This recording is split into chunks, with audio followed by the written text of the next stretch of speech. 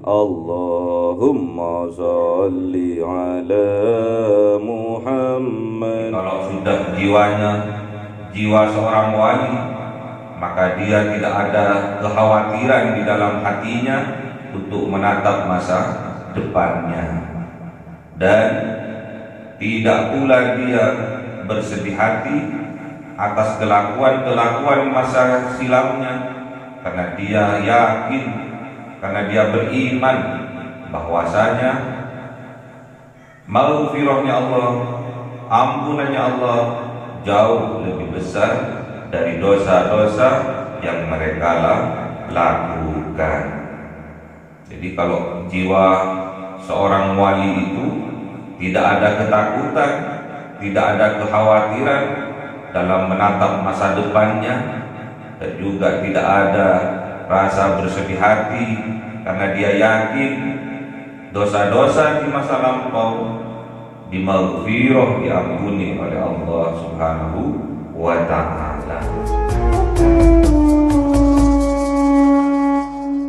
Ibu kita, sesepuh kita, para guru kita, minal muslimin wal muslimat wal mu'minin wal mu'minat al-ahya'i minhum wal amwat, si'ulillahi lahumul fatihah. A'udhu billahi minasyaitanir rajim. Bismillahirrahmanirrahim. Alhamdulillahi rabbil alamin, Ar-Rahman-Ar-Rahim, Maliki yaumiddin, iyyaka na'budu wa iyyaka ihdinas nasta'in, siratal mustaqim, siratal ladzina an'amta 'alaihim ghairil maghdubi 'alaihim waladdallin. Amin. Bismillahirrahmanirrahim. Alhamdulillahi rabbil alamin, wassalatu wassalamu ala sayyidina Muhammadin nabiyil ummi wa ala alihi wa sahbihi ajma'in. Rabbi zidna ilma wa sabbir rizqi wa barik lima razaqtana wa ja'alna mahbuban fi qulubi ibadika wa 'azizan bi 'uyunihim wa ja'alna wajhan fid dunya wal akhirati wa minal muqarrabin katsiran nawalib ya hasanul fi 'alim ila qadim bil zawali mawdi bil nikal alhamdulillah wa sallallahu ala bil halim. Allahumma akrimna bi nuril fahmi wal hifdhi warzuqna al hikmah wa ilham al malaikatil muqarrabin wa 'amalan maqbulan fil laili wa nahari arhamar rahimin. Rabbana atina fid dunya hasanatan wa fil akhirati hasanatan wa qina 'adzaban nar. Subhana rabbika rabbil izzati amma yasifun wa salamun alal mursalin walhamdulillahi rabbil alamin. Bi sirril Fatihah. A'udzu billahi minasyaitonir rajim. Bismillahirrahmanirrahim, Alhamdulillahi rabbil alamin, Ar-Rahmanir-Rahim, Maliki yaumiddin, iyyaka na'budu wa iyyaka nasta'in, ihdinas siratal ladzina an'amta 'alaihim ghairil maghdubi 'alaihim waladdallin. Amin. Allahumma sholli ala Muhammad, ya Rabbi sholli alaihi wa sallim. Allahumma sholli ala Muhammad, ya Rabbi sholli alaihi wa sallim. Sallallahu rabbuna ala nuril mubin Ahmad al-Mustafa sayyidil mursalin wa ala alihi wa sahbihi ajma'in walhamdulillahi rabbil alamin.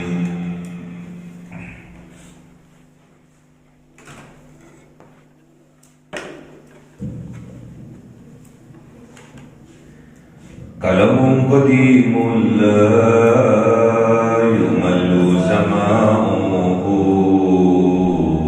tanazan qawli wa fi'li wa niyati bihi astaghfi min kulli da'in wa nuru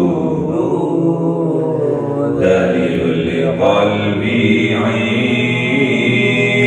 جهلي وحيراتي فيا رب ماتعني بسر حروفي ونور به سمعي وقلبي ومقلتي وهب لي به فتحا وعلما وحكمة وأنس به يا ربي بالقبر والشافي وصل وسلم كل يوم وليلة على man bihi rahmanu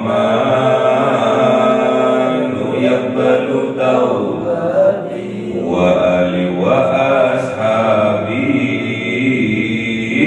kiramin a'immati bihim yaghfirul ghaffaru dhanbi wa zallati. A'udzu billahi minasy syaithanir rajim. Bismillahirrahmanirrahim. Surah Al-An'am 47. A'udzu billahi minasy syaithanir rajim. Bismillahirrahmanirrahim. Qul ara'aytakum in ataakum 'adzabullahi baghtatan aw jahratan hal yuhlaku illal qaumudz zalimun. Sadaqallahul azim. أعوذ بالله من الشيطان الرجيم. بسم الله الرحمن الرحيم. وما نرسل المرسلين إلا مبشرين ومنذرين فمن آمن وأصلح فلا خوف عليهم ولا هم يحزنون. Sadaqallahul azim.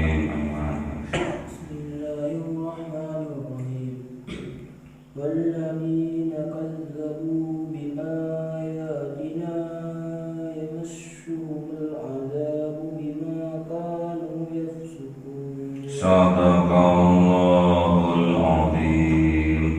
Bismillahirrahmanirrahim. Qul ara'aytakum in atakum 'adzabullahi baghtatan aw jahratan hal yuhlaku illal qaumudz zalimun. Qul, katakan wahai kanjeng Nabi Muhammad, katakan pada umatmu, ara'aytakum, apakah menurut kalian, apakah pandangan kalian, in atakum, jikalau datang kepada kalian, adzabullah, azabnya Allah, siksanya Allah, baghtatan, secara tiba-tiba, au jahratan, atau secara terang-terangan, secara nyata, hal yuhlaku, tidakkah yang akan dibinasakan oleh Allah illal qaumudz zalimun, kecuali kaum orang-orang yang zalim? Ini pertanyaan dari Allah untuk disampaikan kepada umatnya kanjeng Nabi Muhammad. Bagaimana menurut kalian, apakah pandangan kalian, apakah pendapat kalian, in atakum adzabullah, jikalau datang kepada kalian azabnya Allah, siksanya Allah, baghtatan, secara tiba-tiba, tanpa pemberitahuan. Siksanya Allah datang secara tiba-tiba, azabnya Allah datang secara tiba-tiba. Biasanya azab ini datang secara tiba-tiba karena hamba Allah sudah kebangetan kemaksiatan yang ia lakukan, sudah terlalu besar dosa-dosa yang mereka lakukan, sehingga azabnya Allah diturunkan secara tiba-tiba. Allah sebetulnya tidak akan tega menurunkan azab kepada hambanya selama hambanya masih ada yang beribadah kepadanya, ada hambanya yang masih mendirikan sholat malam, qiyamul lail, masih ada binatang-binatang melata yang mencari makan, ada orang tua yang bangun tengah malam bermunajat kepada Allah, mendoakan anak-anaknya agar anak-anaknya bisa sukses di masa depannya. Kalau ini masih ada, sebetulnya azabnya Allah tidak akan pernah diturunkan. Namun kenyataannya sekarang orang tua yang qiyamul lail sudah mulai menurun, sudah bisa dihitung dengan jari tangan. Orang tua untuk mendoakan anak-anaknya sudah mulai meredup semangatnya. Otomatis anak-anaknya juga demikian. Kalau orang tuanya sregep qiyamul lail, anak-anaknya akan meniru dari kelakuan orang tuanya. Makanya ada pepatah, buah jatuh tidak jauh dari pohonnya, kecuali kintir ikut air sungainya, jauh dari pohonnya. Atau buahnya dicuri terus dibawa kabur, jauh juga dari pohonnya. Atau mengkintirkan dewe, nyari aliran air, aliran sungai, terus ngikut dewe, jauh juga dari pohonnya. Coba kalian bayangkan jikalau ada azab datang kepada kalian secara tiba-tiba, au jahratan, atau secara nyata sudah kalian perkirakan, kalau aku begini akibatnya begitu, sudah tahu, sudah nyata. Kalau aku sering tidur selepas sholat asar, Allah akan memberikan sebuah penyakit, yaitu penyakit gila, mudah stres. Sudah tahu, jahrotan, sudah nyata, sudah tampak. Namun kebanyakan masih tetap dilakukan. Sudah tampak, sudah nyata azabnya, dampaknya, akibatnya.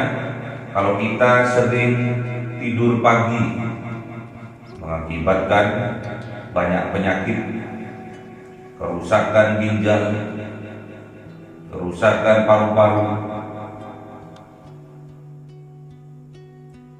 kerusakan kantung kemih. Sudah tampak, namun masih banyak yang melakukan. Itu kalau dampaknya hanya untuk pribadi tidak masalah, karena yang menanggung hanyalah pribadi masing-masing. Namun apabila ada sebuah kelakuan, sebuah perbuatan yang dampaknya juga banyak mengakibatkan orang lain di sekitarnya, coba kalian bayangkan, kalau ada orang melakukan perbuatan dosa, perbuatan maksiat, berzina,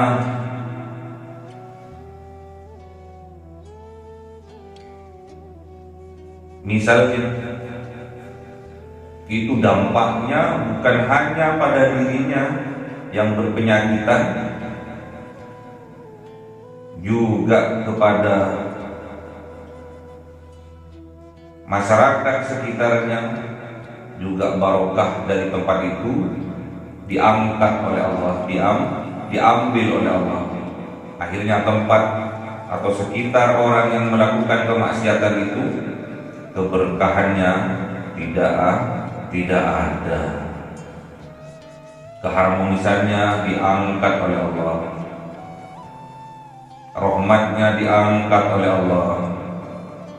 Akhirnya tempat itu mudah untuk mendapatkan azab dari Allah. Azabnya Allah mudah diturunkan di tempat yang penuh dengan kemaksiatan.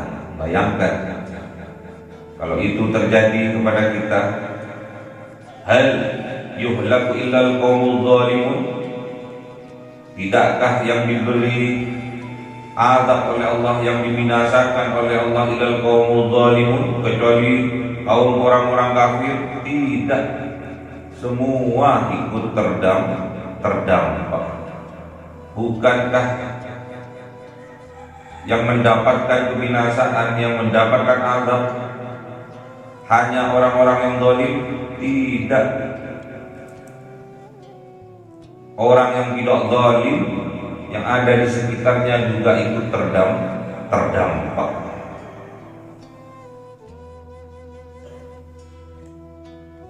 Makanya tatkala di suatu tempat ada pabrik mercon misalnya, kemudian suatu saat pabrik itu meledak, pasti tetangga di sekitarnya juga akan ikut terdampak dari ledakan itu. Makanya orang yang zalim bukan hanya menzalimi dirinya sendiri, juga menzalimi orang lain. Makanya hati-hati, jangan sampai ada jiwa-jiwa zalim yang ada di dalam dada kita. Dijauhkan jiwa-jiwa zalim, jiwa-jiwa penganiaya, jiwa-jiwa ketidakadilan ada di dalam dada kita. Zalim ini menempatkan sesuatu tidak pada tempatnya, kebalikan dari adil. Kalau adil itu menempatkan sesuatu pada tempatnya, kalau zalim menempatkan sesuatu tidak pada tempatnya. Makanya hati-hati, jangan sampai jiwa-jiwa orang zalim ada bersemayam di dalam dada kita. Karena itu bukan hanya merugikan diri kita sendiri, bahkan berdampak merugikan kepada orang lain, bahkan orang banyak, bahkan masyarakat sekitarnya. Kalau itu diturunkan oleh Allah azabnya, bukan cuma dirinya sendiri yang terdampak, namun masyarakat sekitarnya juga ikut terdampak. Wa ma nursilul mursalina, dan tidaklah mengutus siapa Allah al-mursalin kepada para utusan, para rasul, illa mubasyirina, kecuali untuk memberi kabar gembira bahwa besok adanya surga, wa mundirin, dan memberi peringatan bahwa besok adanya neraka.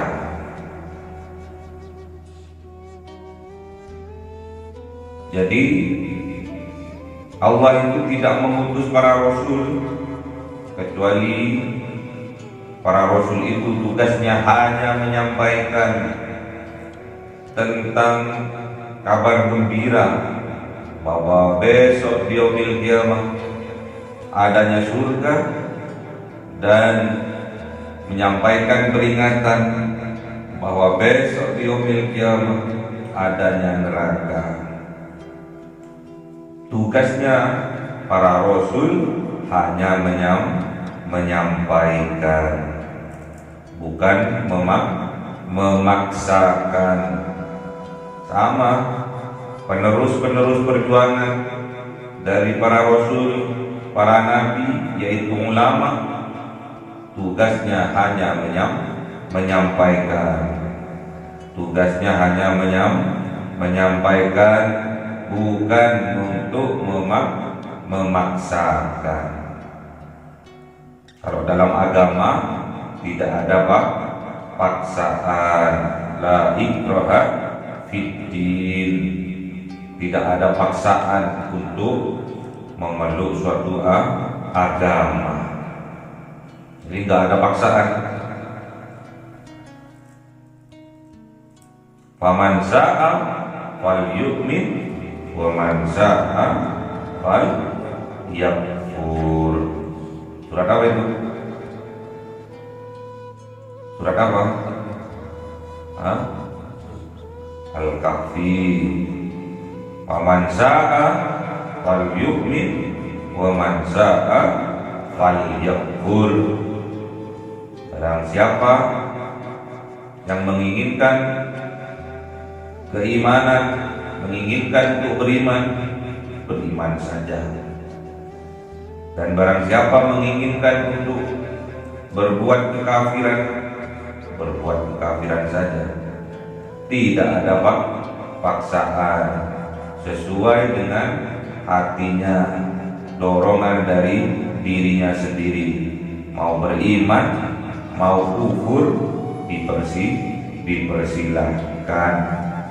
Tidak ada paksaan, karena setiap amal perbuatan pasti akan dipertanggungjawabkan. Sekecil apapun amal yang kalian perbuat pasti dipertanggungjawabkan, baik itu perbuatan kebaikan maupun perbuatan buruk kalian. Sekecil apapun perbuatan baik kalian pasti besok akan dipertanggungjawabkan. Sekecil apapun perbuatan buruk kalian pasti besok dipertanggungjawabkan. Wa may ya'mal mithqala dzarratin khairan yarah wa may ya'mal mithqala dzarratin syarran yarah. Faman amanah, maka barang siapa amanah, beriman, wa aslahah, dan melakukan perbaikan, fala khaufun alaihim wala hum yahzanun, maka tidak ada ketakutan alaihim, atas mereka, wala hum yahzanun, dan tidak pula atas mereka yahzanun, bersedih hati. Itu dorongan dari dalam diri masing-masing.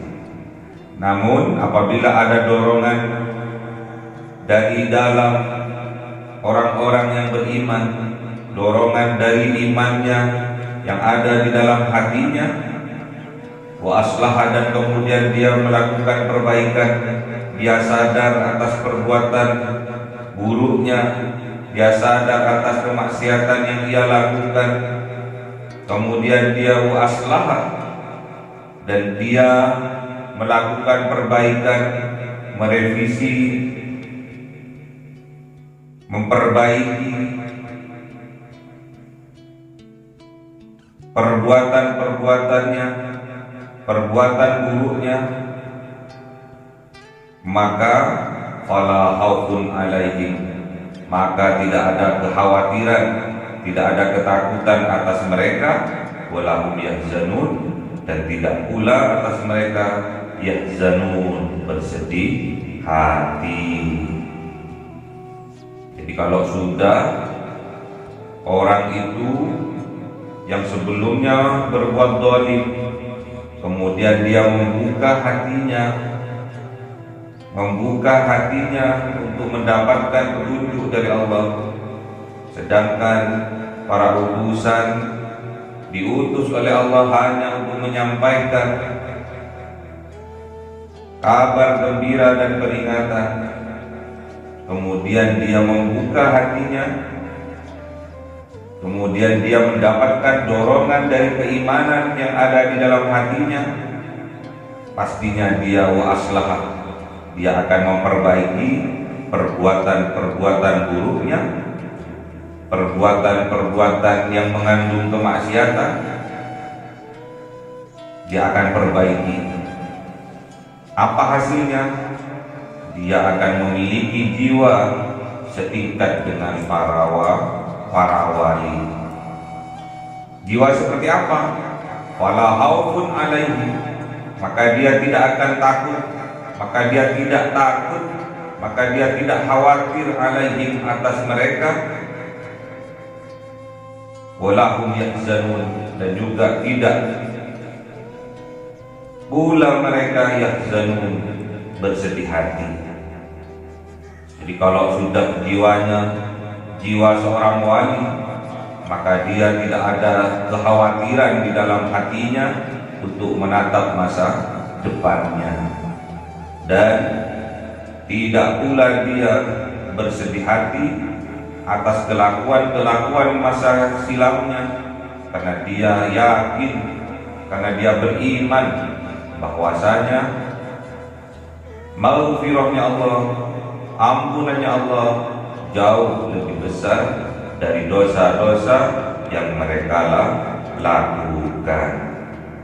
Jadi kalau jiwa seorang wali itu tidak ada ketakutan, tidak ada kekhawatiran dalam menatap masa depannya, dan juga tidak ada rasa bersedih hati karena dia yakin dosa-dosa di masa lampau dimaghfirah, diampuni oleh Allah Subhanahu wa ta'ala.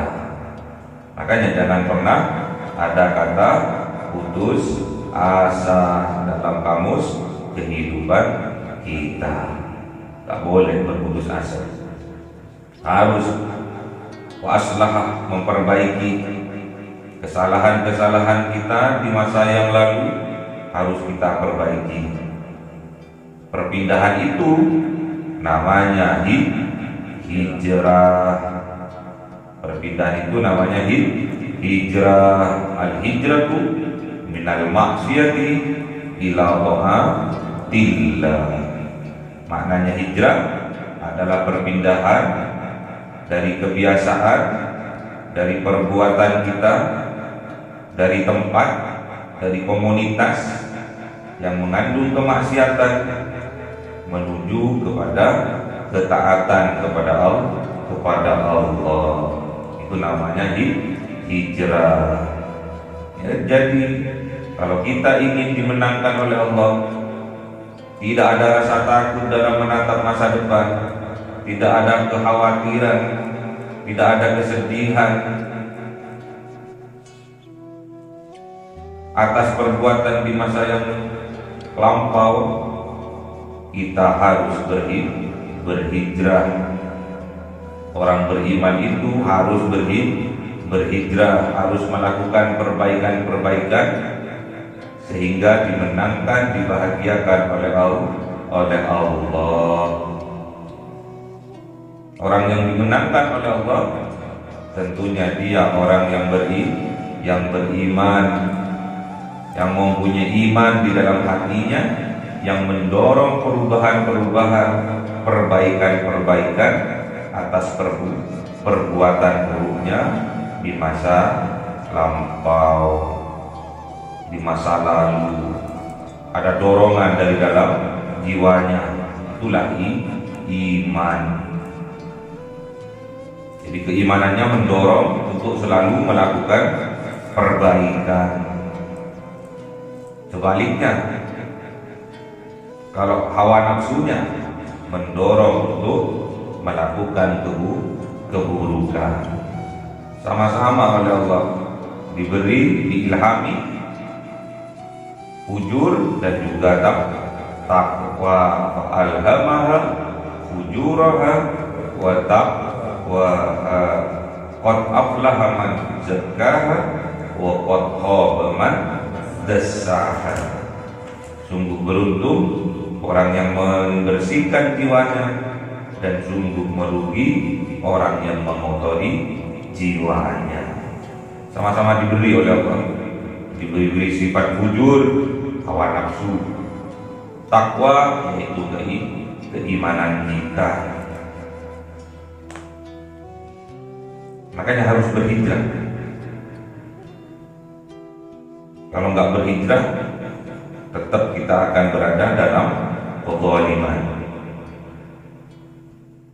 Walladzina kadzabu, dan orang-orang yang mendustakan mereka bi ayatina, terhadap dengan ayat-ayatnya Allah, yamassuhumul adzab, maka akan disentuhkan kepada mereka al-adzab, siksaan, bima kanu yafsukun, dengan apa ada mereka yafsukun, berbuat kefasikan.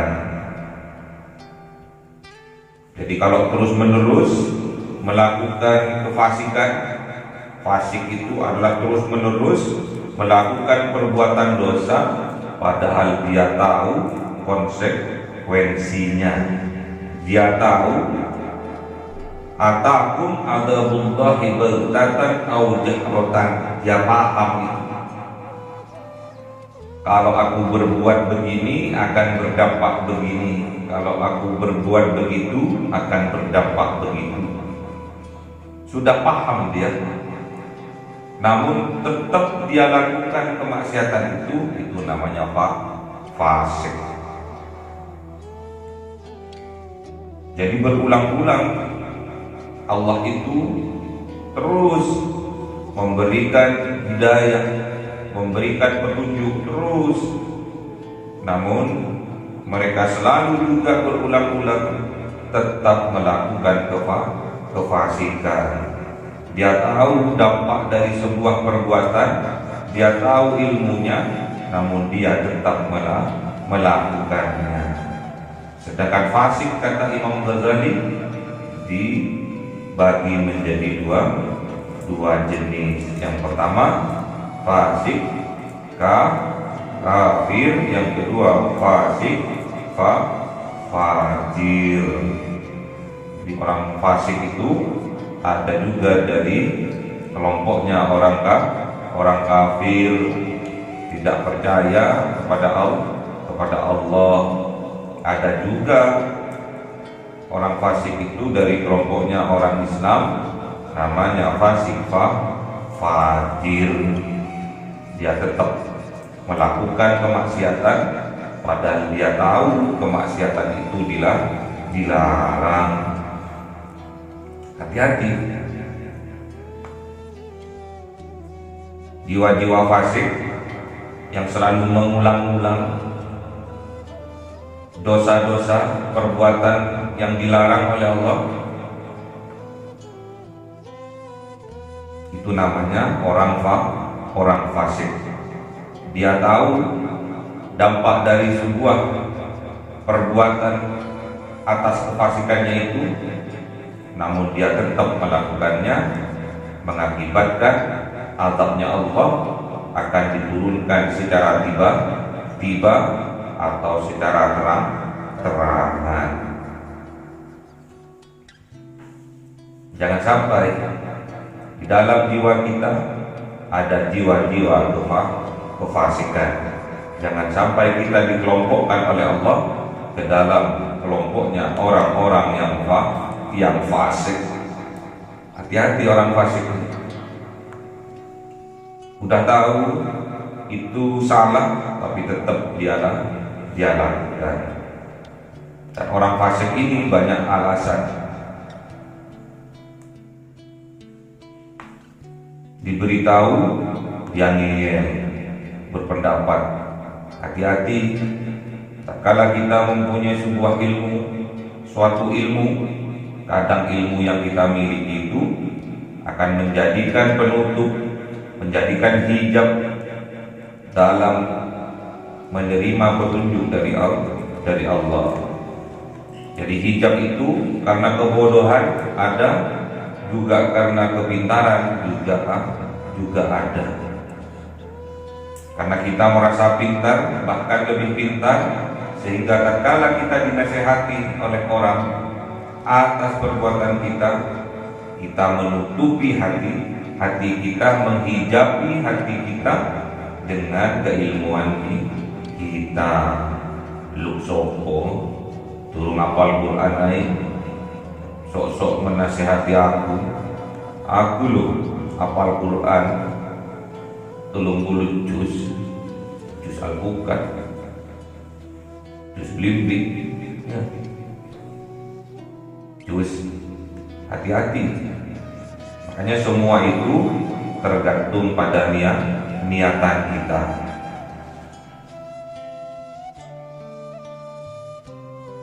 Niatul mu'mini khairun min amalihi.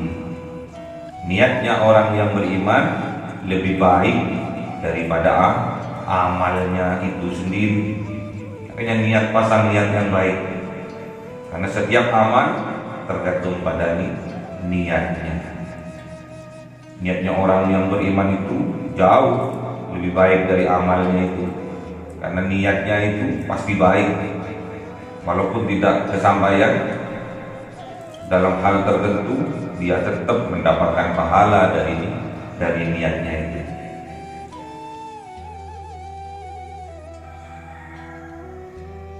Jadi jangan sampai dalam hati kita ada jiwa-jiwa kefasikan. Pasti sudah ditutup oleh Allah, dikunci mati oleh Allah hati kita. Kalau sudah dikunci mati hati kita, juga pendengaran kita juga ditutup oleh Allah. Penglihatan kita ditutup oleh Allah. Pendengaran kita ditutup dari mendengar yang benar. Penglihatan kita juga ditutup dari melihat yang benar. Juga fatal tatkala hati kita ditutup oleh Allah dari hal kebenaran, dari petunjuk-petunjuknya Allah. Itulah orang yang zalim. Itulah orang yang fasik. Jangan sampai jiwa-jiwa orang fasik berada di dalam jiwa kita. Kita harus menjauhi orang-orang yang fasik. Kita juga harus menjauhi. Gak usah dibolok, santai saja, berteman saja boleh, tapi jangan terlalu, apalagi mengangkat sebagai teman akrab. Itu akan menyusahkan diri kita sendiri. Jadi ingat, tugasnya para rasul, para nabi, para wali, para ulama hanya menyampaikan. Itu semua tergantung pada keimanan kalian, keimanan yang ada di dalam dada kalian, mensupport apa yang disampaikan atau sebaliknya menolak apa yang disampaikan. Jadi tugasnya para rasul, para nabi, para wali, para ulama hanya menyampaikan tentang mubasyirin, tentang kabar gembira bahwa besok di yaumil qiyamah adanya surga, dan juga wa mundirin, juga memberi peringatan bahwa besok di yaumil qiyamah adanya neraka. Setelah peringatan disampaikan, setelah kabar gembira disampaikan, itu semua tergantung pada keimanan kita, mau menerimanya, mau mensupportnya, atau menolaknya dan mendustakannya. Kalau kita sebagai orang yang beriman pasti akan mensupportnya, pasti akan menerimanya. Kemudian kita akan melakukan muaslahah, perbaikan dalam kehidupan kita, dari yang buruk menjadi baik. Dari yang maksiat menjadi taat kepada Allah. Yang sudah baik ditingkatkan lagi kebaikannya. Apa dampaknya? La khaufun alaihim wa lahum yahzanun. Fala khaufun alaihim wa lahum yahzanun. Maka tidak ada kekhawatiran, tidak ada ketakutan atas mereka itu dalam menatap masa depan. Wa lahum yahzanun. Dan juga tidak ada pada mereka itu kesedihan hati atas perlakuan di masa yang lampau. Kalau sebaliknya, kita menolak dan mendustakan ayat-ayatnya Allah, apa yang terjadi? Yamassuhumul azab, maka akan disentuhkan kepada mereka, disentuhkan pada mereka azab, siksaannya Allah, bima kanu yafsukun, dengan apa ada mereka yafsukun, termasuk orang-orang yang fasik, sudah tahu kebenaran namun dia tetap menolaknya dan melakukan pengingkaran, melakukan kemaksiatan yang telah diperingatkan kepadanya. Cuma disentuhkan toh. Azabnya Allah cuma disentuhkan, namun buyarnya azabnya Allah walaupun kecil, buyar. Kasih satu penyakit aja kecil, sakit gigi aja, daripada sakit gigi mending sakit hati, katanya siapa? Migi Z ya. Kecil, gak ada yang tahu, kumannya kecil, dimasukkan mikroskop mungkin perlu pembesaran untuk mengetahuinya, namun sakitnya luar biasa, jenuh, kepalanya kayak mau pecah ya, apalagi dibuat sholat ya, jenuh, apalagi ada orang yang ramai ya, jenuh. Itu bentuk teguran itu, cuma disentuhkan aja sama Allah, kecil, diberi virus, diberi kuman oleh Allah di dalam gigi, jenuh, sudah kayak kiamat ya. Makan gak enak, tidur gak nyenyak, jenuh. Kenapa kok diberi sakit gigi? Ini juga ada filosofinya, ada penyebabnya. Karena satu, memang dia jarang sikat giginya bolong-bolong ya. Yang kedua, ada jiwa-jiwa kesombongan yang ada di dalam dadanya. Itulah penyebabnya orang sakit giginya, jenuh.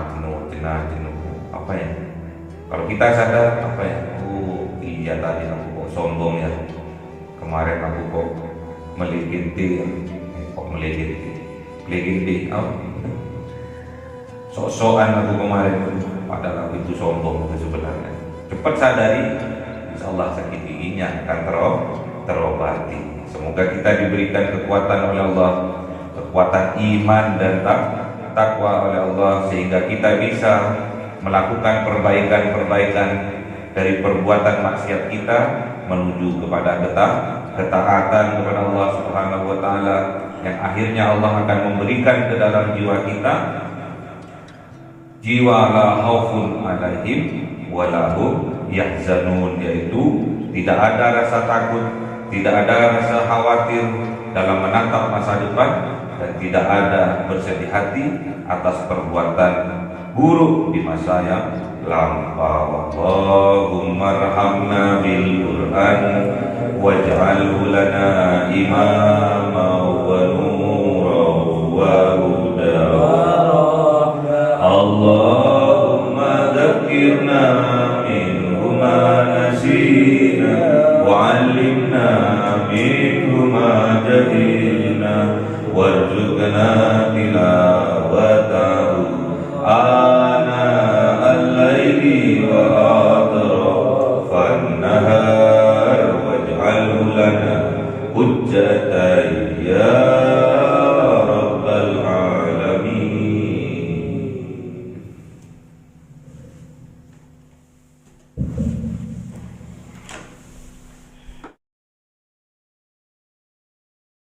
cahaya 1000 bulan yang dimasukkan oleh malaikat ke dalam hati seorang hamba pilihan atas perintah Tuhannya, memancar dengan dahsyat penuh cinta, menembus relung-relung jiwa yang gelap penuh nista, berubah menjadi terang penuh kasih sayang. Itulah Lailatul Qadar.